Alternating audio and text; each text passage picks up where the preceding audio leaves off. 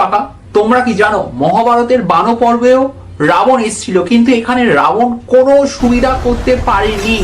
তার কারণ ছিল একজনই, হাই হাওয়া বংশের এক ক্ষত্রিয় রাজা, যার নাম ছিল সহস্র অর্জুন। দত্তারেয় নামক বিষ্ণুর অবতারের থেকে বরপ্রাপ্ত এই সহস্র অর্জুনের ছিল 1000টা হাত, যার ফলে সে পেয়ে গেছিল এক প্রচন্ড শক্তিশালী ক্ষমতা।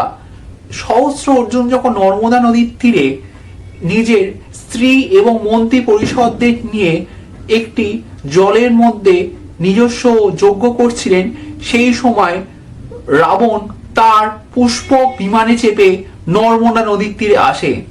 রাবণের সহকারীরা কিন্তু বলেছিল যে সহস্র অর্জুনের সঙ্গে রাবণ যাতে যুদ্ধে না জড়ায়, কিন্তু রাবণ তাদের কথা শোনেনি। রাবণ সহস্র অর্জুনকে আক্রমণ করে এবং সহস্র অর্জুন কিন্তু নিমেষে রাবণকে পরাজিত করেছিল। এতটাই শক্তিশালী ছিল এই ক্ষত্রিয় বংশ রাজা, যার নাম ছিল কাকা সহস্র অর্জুন।